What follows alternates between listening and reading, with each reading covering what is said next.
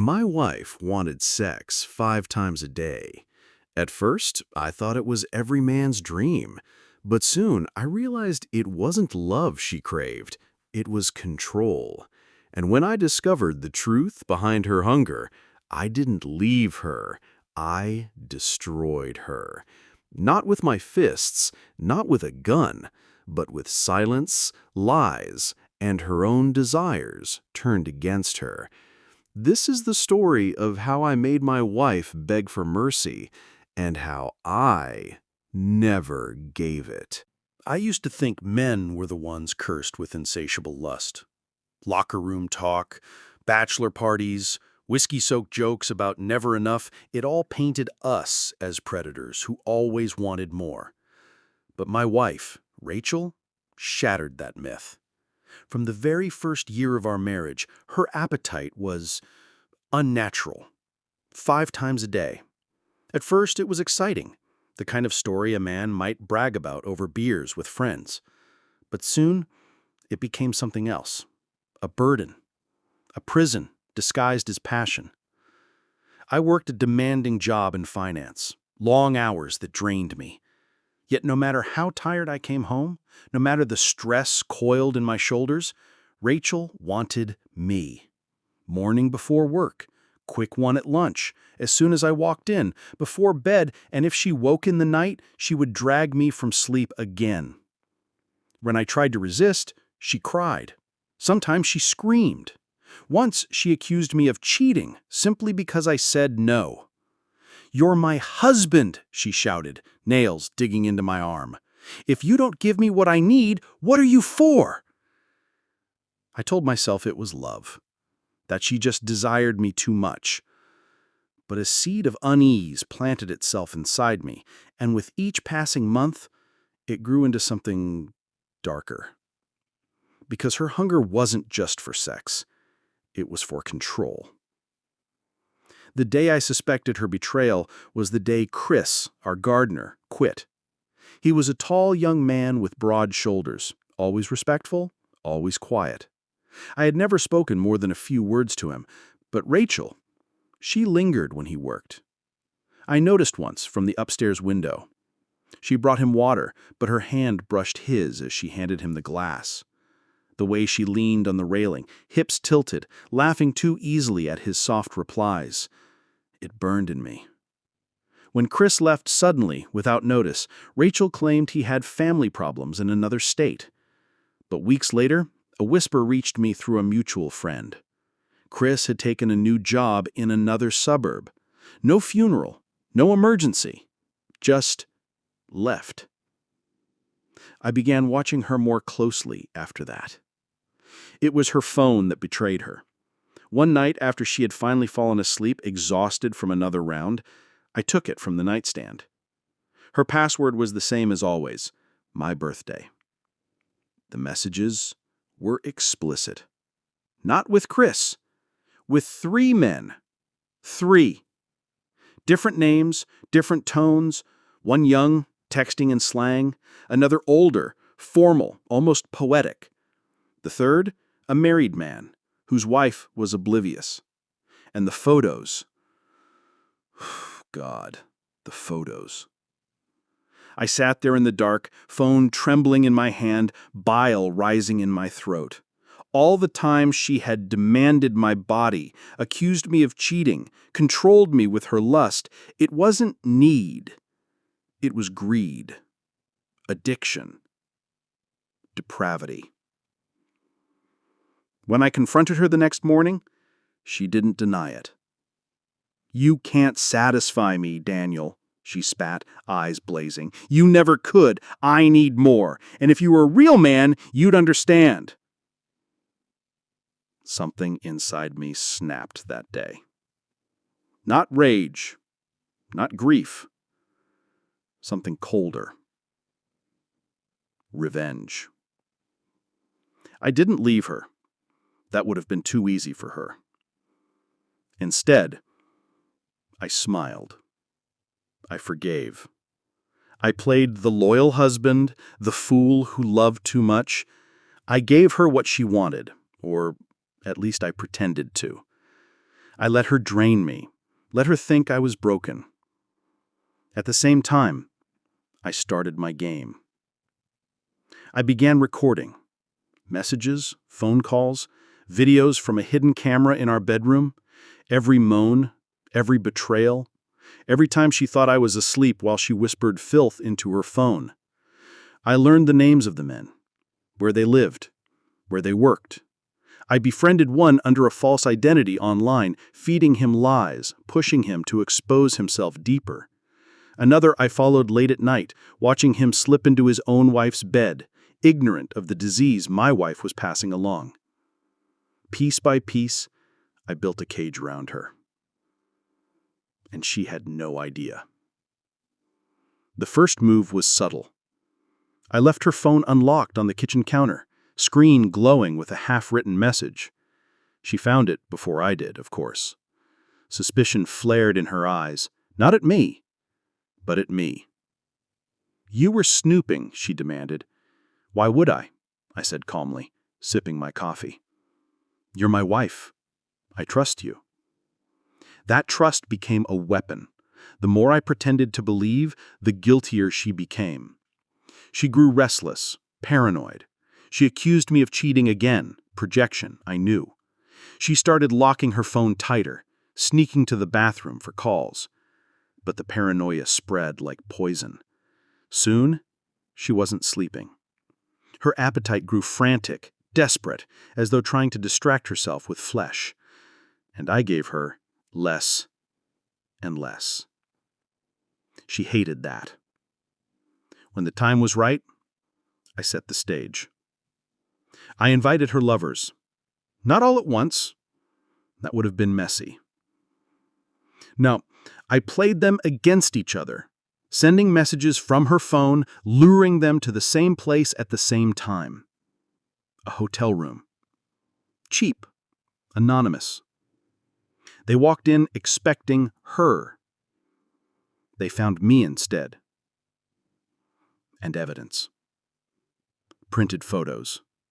USB drives full of recordings, screenshots of messages that would ruin marriages, destroy careers, shred reputations.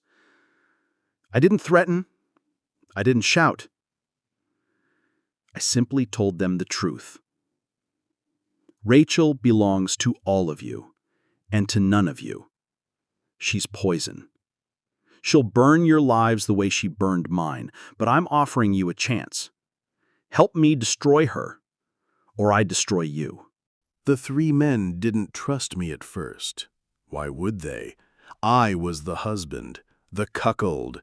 But fear and shame make men pliable. The young one, Tyler, was reckless, barely 22, thinking with his groin instead of his brain.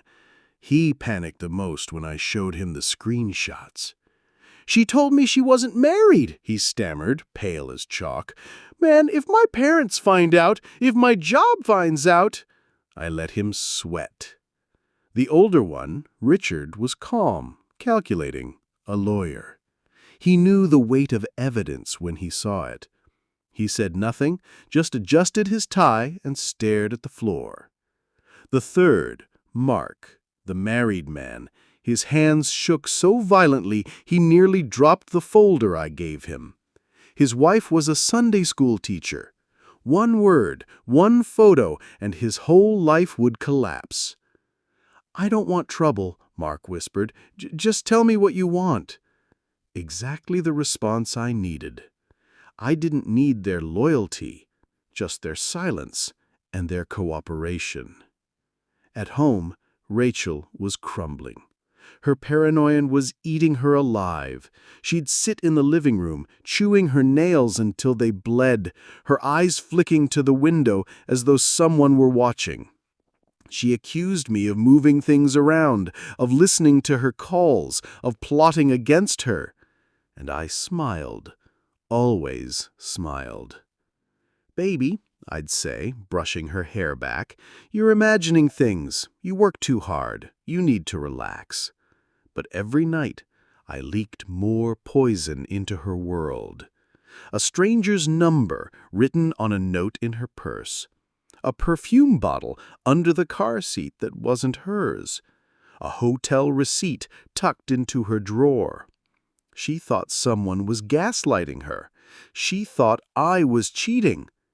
In truth, she was unraveling herself. Her obsession with sex didn't fade, it grew worse. She begged, demanded, clawed at me like an animal. When I refused, she screamed. When I gave in, she wept afterward, muttering that something was wrong with her, that she was losing control. She was right. The men began to play their parts. Tyler, the reckless boy, slipped. I nudged him in the right direction, encouraged his desperation. Soon enough, he was drunk texting Rachel, confessing everything, begging her to leave me for him. Richard, the lawyer, I fed with carefully edited recordings. He thought Rachel had been spying on him, blackmailing him. He began calling her at odd hours, furious, demanding answers. And Mark, sweet, trembling Mark, I made sure his wife received a single anonymous envelope. Just one photo of Rachel's lips pressed to his neck. That was enough. His wife threw him out. His life collapsed overnight. Rachel suddenly found herself cornered. 3 men she thought she controlled, now turning on her, calling, threatening, desperate. She started drinking heavily. Pills followed. And still she begged me for sex, as though flesh could save her from the fire closing in. One night, she broke completely. She staggered into our bedroom at 3 a.m., mascara smeared, hair wild. She crawled into bed, clutching me, sobbing. "Daniel, please don't leave me. Please, I'll stop. I'll be better. I'll give you everything. Just don't abandon me." I held her, stroking her back, feeling her tears soak through my shirt. And in that moment, I almost pitied her. Almost. But then I remembered the messages, the laughter, the way she told me I wasn't enough, the way she spat my name like it was dirt. Pity is for the innocent. Rachel was guilty. I told her we needed to rebuild trust. I suggested a weekend getaway, just the 2 of us, somewhere quiet, somewhere no one would find us. She agreed instantly, clinging to the hope like a drowning woman to driftwood.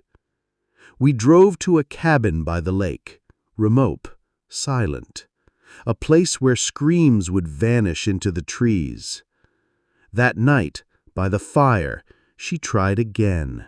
She kissed me, whispered promises, begged for the 5th time that day. But I didn't touch her. Instead, I pulled out the evidence. The folders, the photos, the recordings.